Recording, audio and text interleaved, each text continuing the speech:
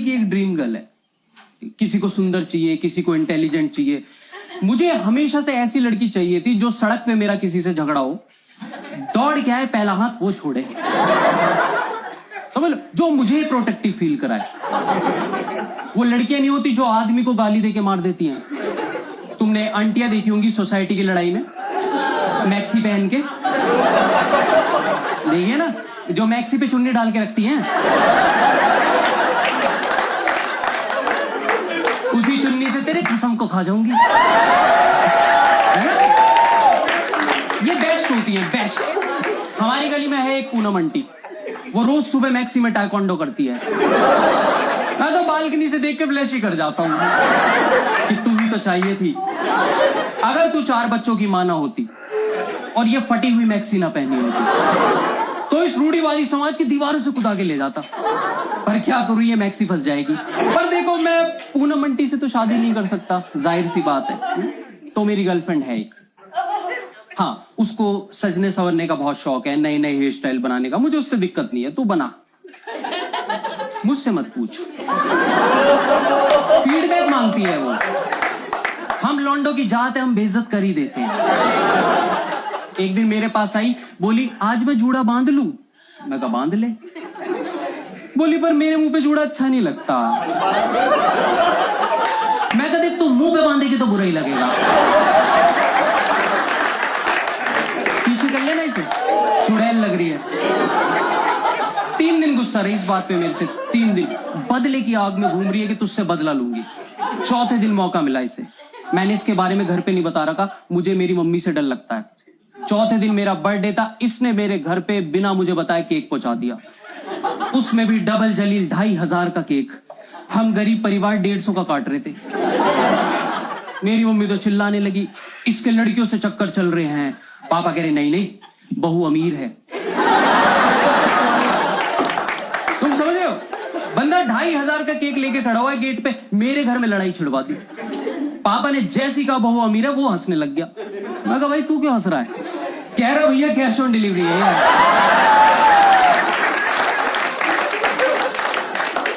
देखो, ये तो नहीं है मेरी ड्रीम गर्ल, ये तो नहीं है। मतलब जो घर वालों के सामने बेइज्जत करा रही है, समाज में कैसे रक्षा करेगी वो?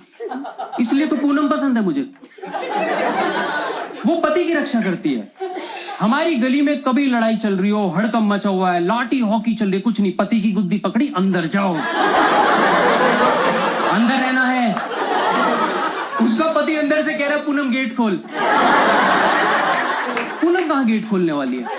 वो तो 65 साल की बूढ़ी हको गली के गटर पे चौक स्लैम दे रही है कि मेरे पति को कैसे हाथ लगाया।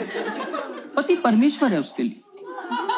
आजकल की लड़कियां प्रोटेक्टिव फील नहीं करा रही है हम लड़कों को। तुम देख लो, दिल्ली एनसीआर में कहीं रोड रेज हो जाए, लौंडा रोड पे पिट रहा है, लड़की गाड़ी में चिप्स खा रही है। एक्सपीरियंस से बता रहा हूं, मैं भुक्तभोगी हूं। ये मेरी गर्लफ्रेंड कैश ऑन डिलीवरी वाली, इसके साथ जा रहा था मैं एक दिन कहीं, रेड लाइट पे हमारी गाड़ी आगे वाली गाड़ी में हल्की सी टच हो गई। एकदम से कहती है बहुत अकड़ रहा, पीटो इसे, पीटो इसे। मैं रैम्बो हूं, तू अंडरटेकर लेके घूम रही है साथ में। आंख खोल के देख तो सही, हरियाणा नंबर प्लेट की गाड़ी है वो। ये जो ऑल्टो में 8 लौंडे बैठे हैं,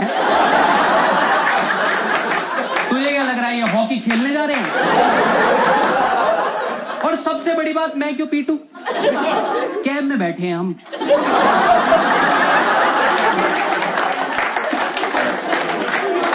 मैं सिर्फ घबराया, कैब वाली की फट गई, वो कह रहा भैया प्लीज मैडम को चुप करा लो ना। ये मुझे मिली भी धोखे से थी, षड्यंत्र किया था इसने मेरे साथ। तुम्हें मेरा टेस्ट पता है, मैं डेटिंग ऐप पे गया, बायो देख के सारी लड़कियां रिजेक्ट कर रहा था।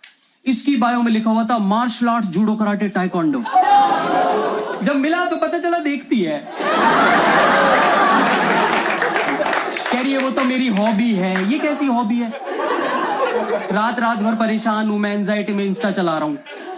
एक दिन कांड हो गया, इंस्टा पे ना मेरे सामने से एक नेहा नाम की लड़की की प्रोफाइल आ गई। सामने से, मैंने कुछ नहीं किया, ऐसे नहीं आज नेहा ढूंढेंगे, नहीं, सामने से। मैंने मैसेज कर दिया हाय। उधर से मैसेज आया हौज खास में मिल भूतनी के।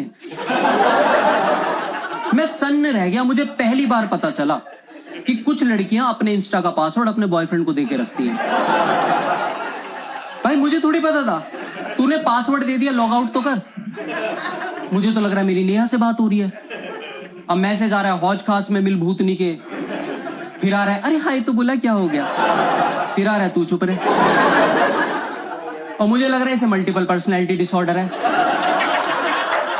अपरिचित है क्या लड़की? थोड़ी थोड़ी देर में मैसेज कैसे बदल जा रहे हैं इसके।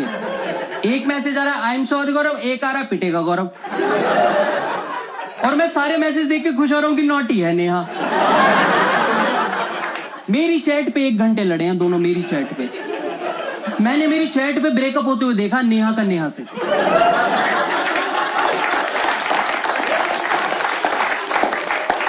एक घंटे बाद मेरी गर्लफ्रेंड का मुझ पे कॉल आया, कह रही तू मुझ पे चीट कर रहा है। मैं पागल है, मैं तो सो रहा था। कह रही भूल गया क्या? मैं कहा क्या? तेरा पासवर्ड मेरे पास है।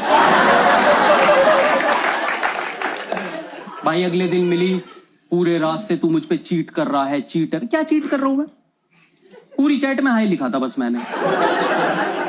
1 घंटे की चैट में मेरा हाय उन्होंने हाय हाय करी है वहां पे। और ये कहा मानने वाली थी, कह रही तू चीट। 3 स्टेशन बचे हुए थे हमारे, मेट्रो से घर की तरफ वापस आ रहे थे। तू चीटर है, धोखा दिया। तो मेरे को इतना गुस्सा है, मैंने कहा चीट कर रहा हूं ना मैं। एक काम करते ब्रेकअप कर लेते हैं। बोल तो दिया मैंने। ये चुप हो गई। 3 स्टेशन शांत है एकदम। अब मेरी और फट रही है, पता नहीं घर पे क्या पहुंचा दे।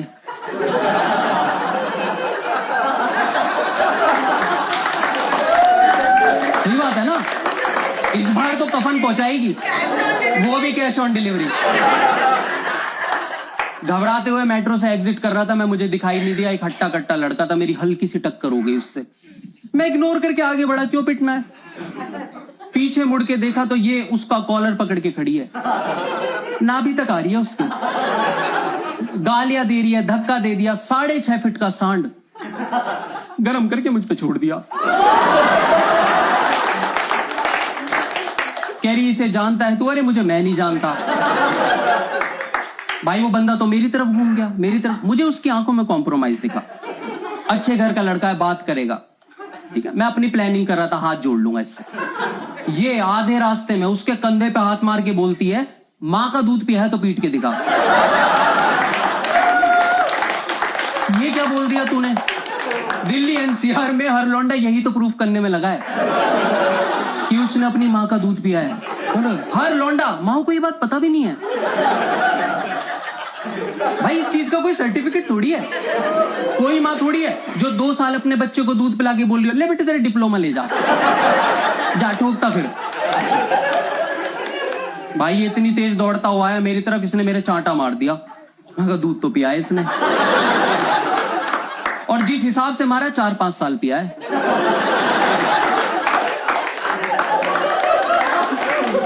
इतनी जान कहां से आ रही है भाई तेरे अंदर?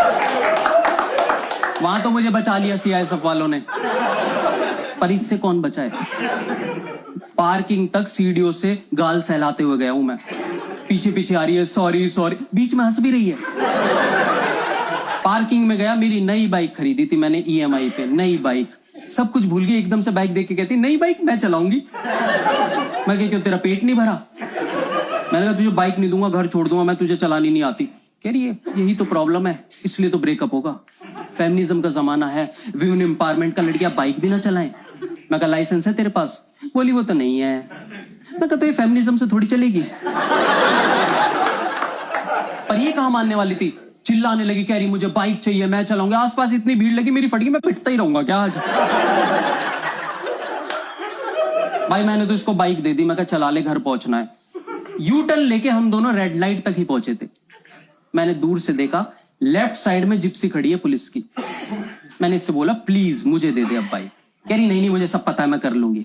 और क्या करेगी? कह रही पुलिस वाला हाथ ही तो देगा, स्लो कर लूंगी। मैं कहा फिर तो पकड़े जाएंगे। कह रही ट्रिक होती है ये, मैं स्लो करूंगी, उसे लगेगा रुक गए, ढीला पड़ेगा, एकदम से भगा लूंगी।